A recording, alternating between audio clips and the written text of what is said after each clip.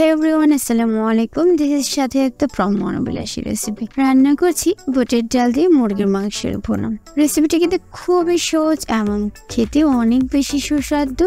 গরম ভাতের সাথে রুটি, লুচি বা নান যে কোনো কিছুর সাথে কিন্তু খুবই মজা করে খেতে পারেন। আর একদমই দেখিয়ে দেবো রেস্টুরেন্টের স্টাইলে। তাই রেসিপিটি দেখতে হলে আমার সাথেই থাকুন।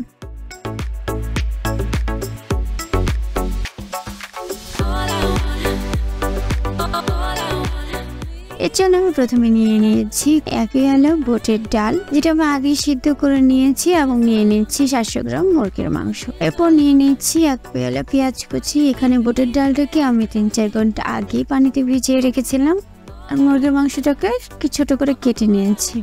সাথে নিয়ে নিচ্ছি তেজপাতা, এলাচ, দারুচিনি এবং লবঙ্গ। এবার চুলায় একটি প্যান বসিয়ে তাতে দিয়ে দিচ্ছি খাবারের কিছুটা সয়াবিন তেল, এবং তেলটাকে প্রথমে আমি গরম করে নেব। তেলটা গরম হয়ে আসলে এ পর্যায়ে আমি দিয়ে দিব অল্প কিছু পরিমাণে রসুন কুচি। রসুন কুচিটাকে হালকা ভেজে এবার দিয়ে দিচ্ছি পেঁয়াজগুলোকে। এবার পেঁয়াজটাকে আর রসুনটাকে হালকা বাদামি করে ভেজে নিচ্ছি। এ পর্যায়ে আমি দিয়ে দেব 2 চিড়ে তেজপাতা, দিয়ে দিচ্ছি 3-4 দারুচিনি, 3-4টি এলাচ এবং 3টি লবঙ্গ।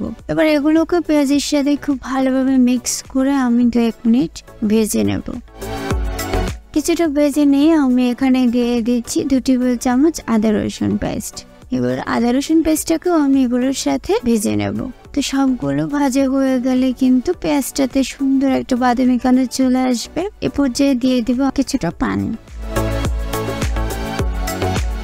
আর সাথে দিয়ে দিব 1 টেবিল চামচ হলুদের গুঁড়ো, 2 টেবিল চামচ মরিচের গুঁড়ো, এবং 1 টেবিল চামচ ধনিয়ার গুঁড়ো, এবং স্বাদমতো লবণ। তারপর আমি সবগুলো উপকরণকে খুব ভালোভাবে পেঁয়াজগুলোর সাথে মিক্স করে নিচ্ছি। তো সবগুলো মিক্স করে এটাকে কিছুক্ষণ কষিয়ে নিতে হবে, এবং কষানো হয়ে গেলে পর্যায়ে দিয়ে দিচ্ছি আমি কেটে রাখা মাংসগুলোকে। ছোট ছোট করে কেটে নিতে হবে, এতে বুটের ডালের সাথে মাংসটা কম্বিনেশন খুবই সুন্দর হবে। এরপর আমি মাংসটাকে নেড়ে চেড়ে সবগুলোর সাথে কিন্তু খুব ভালোভাবে মিশিয়ে দিচ্ছি, এবং মাংসটাকেও এগুলোর সাথে কিছুক্ষণ কষিয়ে নেব।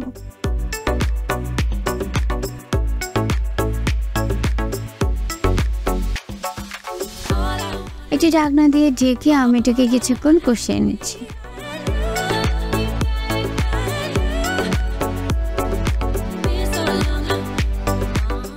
এবার ঢাকনাটা খুলে আমি আবারও নেড়ে চেড়ে দিচ্ছি। তো কিছুক্ষণ এইভাবেই কিন্তু মাংসটাকে কষিয়ে নিতে হবে।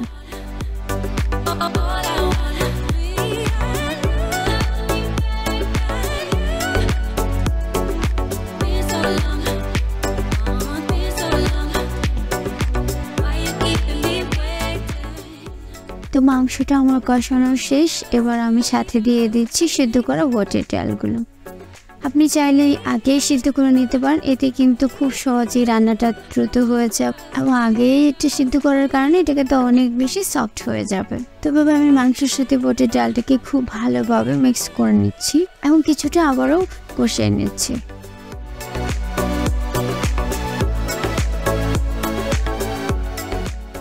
তো কষানোর জন্য আমি অল্প কিছু পরিমাণে এখানে পানি অ্যাড করছি, যেন এটাতে নিচে না লেগে যায়, এবং ঢাকনা দিয়ে ঢেকে আবারও 3-4 মিনিট এটাকে ঝাল করে নেব।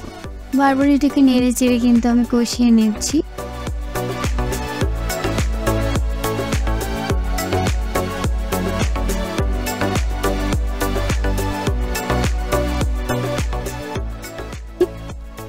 তো মাংসটা দেখতে পাচ্ছ এখানে কিন্তু কষানো হয়ে গেছে, খুবই সুন্দর একটা কালার অলরেডি চলে এসেছে।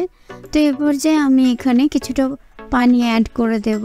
বেশি পানি দেব না, কারণ আমি এটাকে ভুনা করে নেব, আর বুটের ডালটা কিন্তু ভুনা আকারে খেতে বেশি ভালো লাগে। তাই এমনভাবে পানি দিতে হবে যেন এটা সেদ্ধ হওয়ার সাথে সাথে পানিটা অলরেডি শুকিয়ে যায়। তো এভাবে এটাকে 20 মিনিট আবার রান্না করতে হবে। আমি যখনই পানিটা ফুটতে শুরু করবে আমি কিন্তু এখানে 2-3টে কাঁচামরিচ দিয়ে দিচ্ছি, এবং আবারও জাল করে নিচ্ছি। তো দেখতেই পাচ্ছ কিছুক্ষণ পরে কিন্তু মাংস এবং ডালের পানিটা একদমই শুকিয়ে গেছে, আর একদমই ঘন হয়ে এসেছে।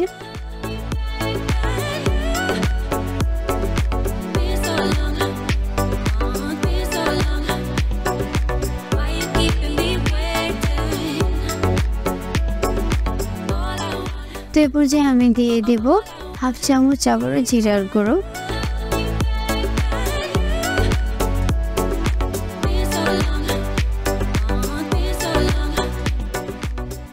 তো এবার আমার রেসিপিটা একদমই রেডি, যেটাকে আমি সার্ভ করে নিচ্ছি।